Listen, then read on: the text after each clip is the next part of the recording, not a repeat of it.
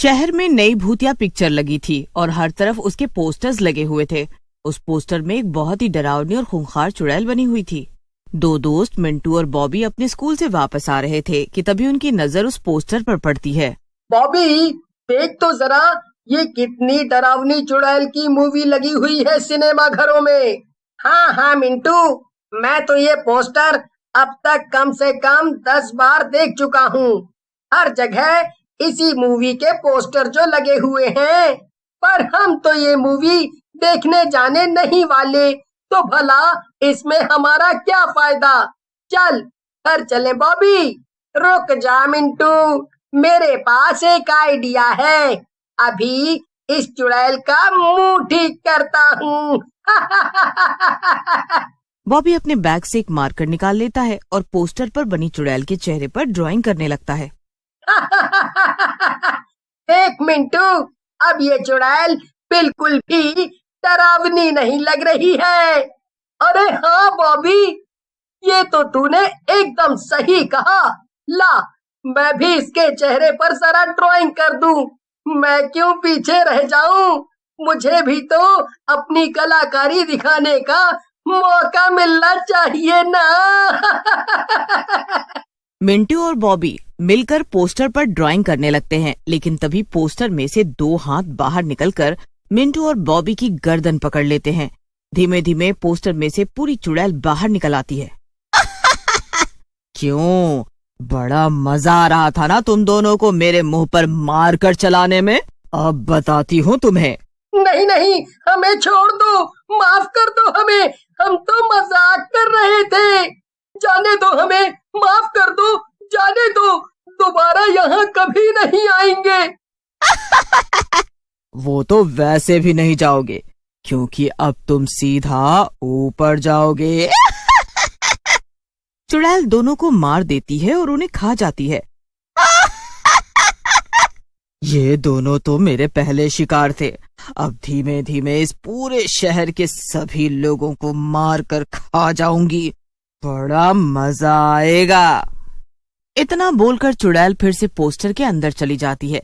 ऐसे ही धीमे धीमे शहर के कई लोगों की आधी खाई हुई लाशें भूतिया फिल्म के पोस्टरों के पास मिलने लगती हैं। इस बात से सारे शहर की पुलिस परेशान हो चुकी थी। सभी खूनी को ढूंढ रहे थे, लेकिन ये बात कोई भी नहीं जानता था कि आखिर उन लोगों को इतनी बुरी तरह मार कौन रहा है। वहीं मिंटू और बॉबी की एक पक्की सहेली थी जिया। जिया एक बहुत ही समझदार और हिम्मत वाली लड़की थी। मिंटू और बॉबी के मरने के बाद वो फैसला कर लेती है कि वो किसी भी तरह उस खूनी को पकड़ कर रहेगी, वो भी अकेले। एक दिन स्कूल से घर लौटते वक्त जिया सोच रही थी, आखिर कौन हो सकता है वो खूनी जिसने मेरे दोस्तों को ऐसे मारा, और मारा ही नहीं बल्कि उन्हें आधा खाकर छोड़ भी दिया। कुछ भी हो जाए, मैं उसे ढूंढूंगी और उसे सजा दिलवाऊंगी। तभी जिया की नजर उसी भूतिया पोस्टर पर पड़ती है जिस पर मिंटू और बॉबी ने मार्कर से ड्राइंग की थी। जिया देखते ही समझ जाती है कि ये मिंटू और बॉबी का काम था। अरे ये मार्कर, ये तो वही हरा मार्कर है जो मैंने बॉबी को दिया था। और हाँ, इसी जगह तो मिंटू और बॉबी की लाश भी मिली थी। यानी ये पोस्टर पर ड्राइंग उन्होंने ही बनाई थी। जिया ने शहर के बहुत से लोगों से ये कहानियां सुन रखी थी कि शायद इन सब लोगों के मरने के पीछे किसी चुड़ैल का हाथ है। वो उन पोस्टर में बनी चुड़ैल को बड़े ध्यान से देखती है और उसके बगल ही लगे दूसरे चुड़ैल के पोस्टर को निकालकर अपने बैग में रख लेती है। इसके बाद जिया चुपचाप अपने घर चली जाती है। अब एक काम करती हूँ, इस चुड़ैल के पोस्टर को अपने घर के पीछे इस दीवार पर लगा देती हूँ, ताकि मैं अपने कमरे की खिड़की से इस पोस्टर पर नजर रख सकूं। जिया ठीक ऐसा ही करती है और दीवार पर पोस्टर लगाकर घर के अंदर चली जाती है। अब उसे अपने कमरे की खिड़की से वो पोस्टर साफ साफ दिख रहा था। जिया हर वक्त उस पोस्टर पर नजर रखना शुरू करती है, लेकिन कई दिन बीत जाने पर भी उसे कुछ नहीं दिखता। लेकिन एक दिन जब जिया स्कूल से लौटकर अपने कमरे में खाना खा रही थी, तभी उसकी नजर बाहर चुड़ैल के पोस्टर पर पड़ती है। उसे देखकर वो दंग रह जाती है, क्योंकि पोस्टर में से अब चुड़ैल गायब थी। ये कैसे हो सकता है? पोस्टर में से चुड़ैल गायब है? यहाँ पक्का कोई बड़ी गड़बड़ है। मुझे पता करना होगा कि यहाँ पर चल क्या रहा है। जिया छुपकर खिड़की से बाहर आसपास देखने लगती है। और तभी बाहर का नजारा देखकर उसके पैरों तले जमीन खिसक। बाहर वही चुड़ैल पोस्टर में से निकल कर आई थी और बाइक से जा रहे एक आदमी को रोककर उसको खा रही थी। यानी मेरा शक सही निकला, ये पोस्टर वाली चुड़ैल ही है इस सब के पीछे। मगर अब मैं करूँ तो करूँ क्या, किसे बताऊं? जिया चुड़ैल पर अभी भी नजर रखे हुए थी और वो देखती है कि चुड़ैल उस आदमी को आधा खाकर उसकी लाश वहीं छोड़ देती है, फिर वापस पोस्टर के अंदर चली जाती है। हाँ, पुलिस को बताती हूँ, शायद वही मेरी कुछ मदद करे। लेकिन जिया भला पुलिस कोई चुड़ैल की कहानी पर यकीन क्यों करेगी? उल्टा वो समझेंगे कि मैं बच्ची हूँ, इसलिए सिर्फ झूठ मूठ की कहानियां बना रही हूँ। मगर अब मैं करूँ तो क्या करूँ? बहुत सोचने के बाद जिया को अब सिर्फ एक ही इंसान नजर आता है जो उसकी मदद कर सकता था, और वो थी जिया की चचेरी बहन मौली। मौली कॉलेज में पढ़ती थी और वो काफी समझदार थी।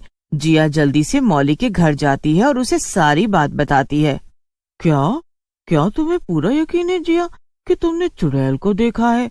देखो तो ये कोई छोटी मोटी बात नहीं है, इसलिए तुम सोच समझ के बोलना। हाँ, मुझे पूरा यकीन है मौली। मेरा कोई विश्वास करे ना करे, लेकिन तुम जरूर करोगी, क्योंकि तुम जानती हो कि मैं इतनी ज्यादा बेवकूफ नहीं हूँ कि भूत और चुड़ैल की झूठी मूठी कहानियां बनाऊंगी। हाँ जिया, पर अब आगे क्या कर सकते हैं, हमें वो सोचना चाहिए, वरना वो चुड़ैल धीमे धीमे शहर के सभी लोगों को मार देगी। वो भूतिया पिक्चर मौली, जिस पिक्चर का वो पोस्टर है ना, हमें वो पिक्चर के बारे में सब कुछ जानना चाहिए कि आखिर उसमें है क्या। ये सही कहा तुमने। मैं अभी अपने लैपटॉप पर देखकर तुम्हें इस पिक्चर के बारे में सब कुछ बताती हूँ जिया। मौली अपना लैपटॉप खोलकर देखने लगती है। तभी वो जिया से कहती है, जिया ये देखो, इस फिल्म में जिस एक्ट्रेस ने काम किया है, यानी कि पिक्चर में जो चुड़ैल बनी है, वो अब मर चुकी है। क्या? ये तुम क्या कह रही हो मौली? जल्दी बताओ, ये सब कैसे हुआ? जैसे ही ये पिक्चर खत्म हुई, इस एक्ट्रेस की ऊंची बिल्डिंग से गिरने की वजह से मौत हो गई थी। और इतना ही नहीं, ये एक्ट्रेस और इस फिल्म का डायरेक्टर दोनों पति पत्नी हैं। मौली, फिर तो हमें उस डायरेक्टर के घर जाना चाहिए और उसे बताना चाहिए कि उसकी पत्नी सिर्फ पिक्चर में ही नहीं बल्कि सचमुच में चुड़ैल बन गई है।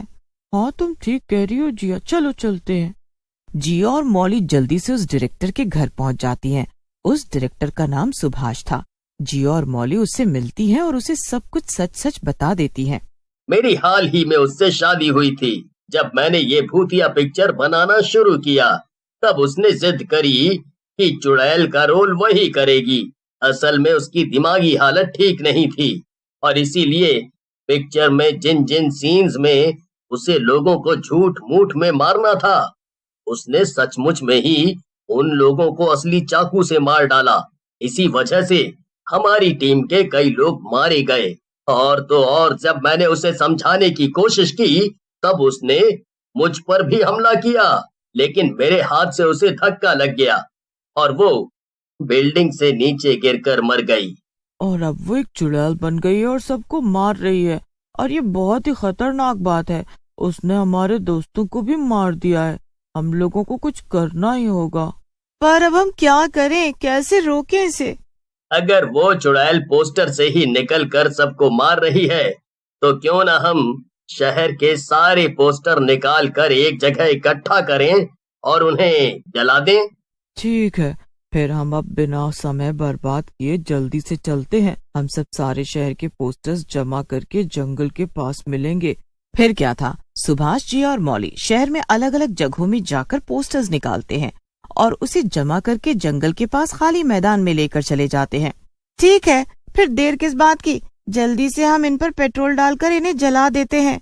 जिया और मौली सभी पोस्टरों पर पेट्रोल डालने लगती हैं, लेकिन तभी सब पोस्टर्स में कुछ हलचल होने लगती है।